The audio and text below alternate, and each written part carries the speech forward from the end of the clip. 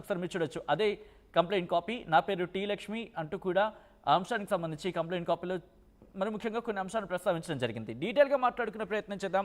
మా ప్రతినిధి సురేష్ అప్డేట్స్ అందించేందుకు ఫోన్లో జాయిన్ అవుతున్నారు. ఒకసారి సురేష్ దగ్గరికి వెళ్ళే ప్రయత్నం చేస్తున్నాను. సురేష్, కిరణ్ రాయల్ లక్ష్మి వివాదం సర్దుమణికిపోయింది, పక్కకు వెళ్ళిపోయింది అనుకుంటున్న తరుణంలో మళ్ళీ సడన్గా ఎంట్రీ ఇచ్చారు లక్ష్మి. కంప్లైంట్ కాపీలో ఏమని మెన్షన్ చేశారు, ఎవరెవరి పేర్లను మెన్షన్ చేయడం జరిగింది, లక్ష్మి ఏమంటున్నారు? సచిన్, ఏదైతే సద్దుమణిపోయినటువంటి కేసు ఇవాళ మరొకసారి లక్ష్మీరెడ్డి ఈస్ట్ పొజిషన్ కి వచ్చి కంప్లైంట్ ఇవ్వడంతో అలా తెర మీదకి వచ్చినటువంటి పరిస్థితి. ఏదైతే గతంలో జరిగినటువంటి కొన్ని పరిస్థితుల నేపథ్యంలో కొన్ని వీడియోస్ కొంతమంది నా దగ్గర నుంచి తీసుకొని మీకు న్యాయం చేస్తాం, మేము ఒక పెద్ద నాయకుడి దగ్గర ఉన్నటువంటి వ్యక్తి ద్వారా మీకు న్యాయం చేస్తాం అని చెప్పి వాళ్ళు వీడియోస్ అన్ని కూడా తీసుకోవడం జరిగింది. అయితే దానికి సంబంధించి నేను అనేక సమస్యలు పడి లేచిన తర్వాత నా సమస్యలన్నీ కూడా నేను సద్దుమణిగించుకున్న తర్వాత పదే పదే ఆ వీడియోలన్నీ కూడా ట్రోల్ చేస్తూ నన్ను ఇబ్బంది పెడుతున్నారు, పార్టీల పరంగా వాడుకుంటున్నారు అన్నది లక్ష్మీరెడ్డి ప్రధాన ఆరోపణ. అయితే ముఖ్యంగా జనసేనకు సంబంధించి మాత్రం ఇద్దరు పేరు ప్రస్తావించింది. అదే రకంగా వైసీపీకి సంబంధించినటువంటి మరొక నేత పేరు కూడా ఆమె ఈ యొక్క ఎఫ్ఐఆర్ కంప్లైంట్ అయితే ఇచ్చినటువంటి పరిస్థితి. అయితే ఖచ్చితంగా వాళ్ళ దగ్గర నాకు సంబంధించినటువంటి కొన్ని ఆడియో వీడియోస్ అన్ని కూడా ఉన్నాయి. దాన్ని పదే పదే ఇప్పటికి కూడా ఇంకా సర్క్యులర్ చేస్తున్నారు. ఏదైతే కొన్ని రాజకీయ కోణంలో కూడా ఇవంతా జరుగుతుందంటూ ఆమె ఆరోపిస్తూ అదే రకంగా వెంటనే సోషల్ మీడియాలో అన్ని కూడా డిలీట్ చేయించాలి, తర్వాత ఫుటేజ్ అన్ని కూడా వాళ్ళ దగ్గర నుంచి రిమూవ్ చేయించాలంటూ కూడా ఆమె కోరినటువంటి పరిస్థితి. అయితే ఖచ్చితంగా దీని మీద చర్యలు తీసుకోకుంటే రానున్న రోజుల్లో దీని మీద నేను పోరాటం చేస్తానంటూ కూడా ఆమె స్టేషన్ వద్ద తెలియజేసినటువంటి పరిస్థితి. ముఖ్యంగా వాళ్ళు ఏదైతే గతంలో కూడా మనం చూసాం, కిరణ్ రాయలకు సంబంధించి వీళ్ళ ఇరువురు మీద కూడా అనేక పెద్ద స్థాయిలో ఒక దుమారమే రేగినటువంటి పరిస్థితి. ఈ నేపథ్యంలోనూ దానికి సంబంధించినటువంటి కొన్ని కీలకమైనటువంటి ఆడియో వీడియోల గురించి కూడా ఆమె ప్రస్తావించినటువంటి పరిస్థితి.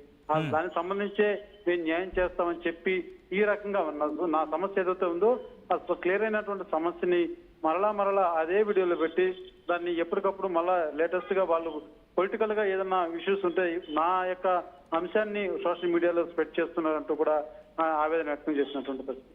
ఖచ్చితంగా నాకు న్యాయం చేయాలి, ఆ సోషల్ మీడియాలో అంతా కూడా వైరల్ చేస్తున్నటువంటి వీడియోలన్నీ కూడా డిలీట్ చేయించాలన్నది ఆ ప్రధాన అంశం. సచిన్, రైట్ సురేష్, ఒక్కసారి మీరు లైన్లో ఉండే ప్రయత్నం చేయండి. ఈ అంశానికి సంబంధించి లక్ష్మి రియాక్ట్ అయ్యారు. ఒకసారి లక్ష్మి ఏమంటున్నారో చూద్దాం. కంప్లైంట్ కాపీ అక్కడ మీరు చూస్తున్నారు ఆర్టీవీ స్క్రీన్ మీద. ఈ నేపథ్యంలో కంప్లైంట్ రిజిస్టర్ చేసిన తర్వాత లక్ష్మి మాట్లాడడం జరిగింది. లక్ష్మి ఏమంటున్నారో చూద్దాం. ఇప్పుడు 2022లో నా దగ్గరికి గని దినేష్ జైన్ వచ్చి నీకు కిరణ్కి సంబంధించిన వీడియోలు ఫోటోలు ఉంటే ఇవ్వండి, అవి పవన్ కళ్యాణ్ గారి దగ్గరికి తీసుకెళ్లి మీకు న్యాయం జరిగేలా ఉంటుంది అని చెప్పి నా దగ్గర నమ్మించి వీడియో తీసుకెళ్లాడు.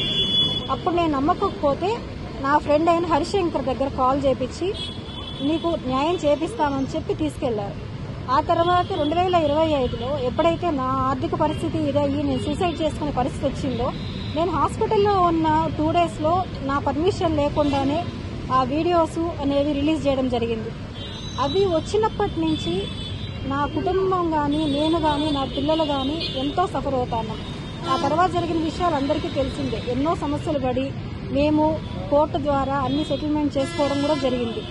ఈ సందర్భంలో మళ్ళీ ఎక్కడ ఏం జరిగినా కూడా ఆ వీడియోస్ ఫొటోస్ని వాళ్ళకి తగిన విధంగా మార్పింగ్ చేసుకుంటూ రిలీజ్ చేస్తూ నన్ను నా బిడ్డల్ని చాలా బాధ పెడతా ఉన్నారు. ఇందులో గని దినేష్ జైన్ ఇద్దరు కలిసి చేసిందే. ఆ తర్వాత వాళ్ళు వైసీపీకి సంబంధించిన పసుపుల సురేష్కి ఇవన్నీ కూడా ఇవ్వడం జరిగింది. ఇప్పుడు ఆ మీడియా ద్వారానే ఎక్కడ ఏం జరిగినా కూడా నా అగే రిపీట్ అవుతూనే వస్తున్నాయి. దీని ద్వారా చాలా చాలా చాలా మానసికంగా నలిగిపోతున్నాం. నేను ఇప్పుడు కూడా కంప్లైంట్ ఇవ్వడానికి వచ్చాను. ఎందుకంటే ఇలాంటివి జరగకూడదు, అవన్నీ డిలీట్ చేయమని నేను ఆల్రెడీ చెప్పాను. నేను రిక్వెస్ట్ చేసుకున్నాను, డిలీట్ చేస్తామని చెప్పి కూడా వాళ్ళు చేయలేదు. మళ్ళీ నేను అడుగుతుంటే వాళ్ళు అసలు పట్టించుకొని